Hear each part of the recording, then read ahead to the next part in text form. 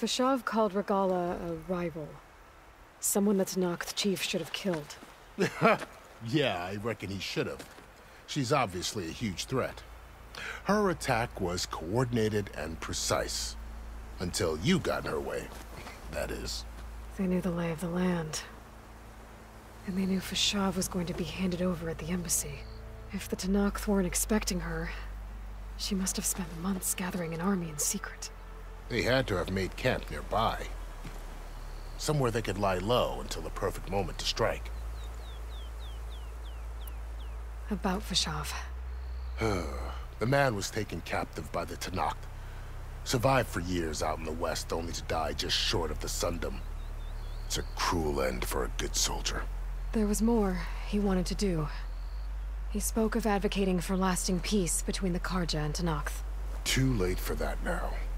What will happen to him? His body will be carried back to Meridian. As a cousin of the Sun King, he will be accorded official rights and buried with honor. No soldier could ask for more. It's too bad about Nazar and Wadis. At least Nozar went down fighting. As for the Sun Priest, well, no one deserves to go out that way. I'll make sure they're given proper funeral rites. It's the least I can do. Do you think the Karja will take action against Regala? Seems like you'd have common ground with the Tanakh. An expedition of the Karja army into the west could be taken as the start of another invasion. Sun King Avad won't risk it. That said, we can't allow ourselves to be caught unaware by an attack like that again. You said the Tanakh lands are far to the west. What can I expect to find between here and there? Well, as I mentioned, you've got a stretch of wilderness known as No Man's Land, and then New Taru farmlands. Past that are the Tanakh.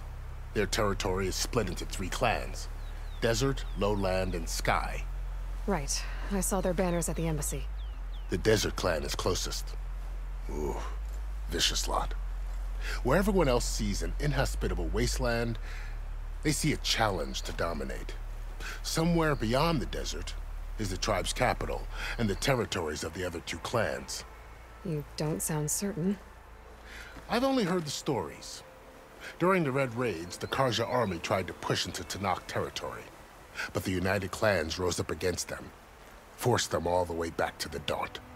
So no one except the Tanakh really know what's beyond the desert. Maybe the scholars do, back in Meridian.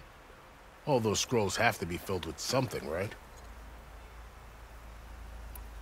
You mentioned the Utaru tribe. Their lands are between here and the Tanakh further west? That's right. Plainsong is their home.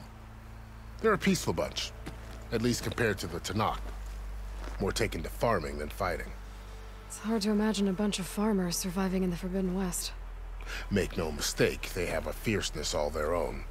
When the Karja were pushed back during the Red Raids, their warriors chased ours through the burning fields of Plainsong. The Sun King has made several overtures of peace to them as well, but so far, they've declined. If they're so peaceful, why decline? Don't know. I heard they have their own troubles to deal with. Something about a food shortage. You'd think that'd make them open to trade, but no. They just want to be left alone. This area is no man's land. That it is. The Tanakh used to attack anyone past Barren Light on sight, but after Avad overthrew the Mad Sun King, he reached out to the other tribes to offer reconciliation. The Tanakh agreed to a neutral border zone as part of the peace talks. Karja and Asuram have been striking out into the area ever since. But now, it seems like Regala and her rebel army have moved in. Well, I'd never call No Man's Land safe, even in the best of times. The ancient ruins of the Southwest are a testament to that. Remnants of some forgotten war. You said there were others who went out when the gates were open before. Like who?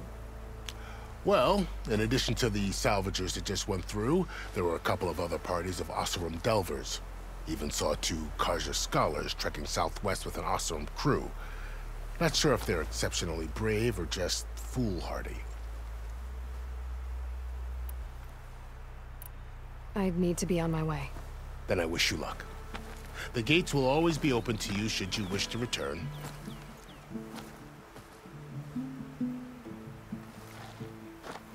And don't worry about your friends.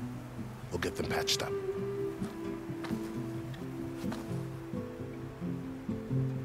I appreciate it. Sun watch over you, Aloy. I hope you find what you're looking for.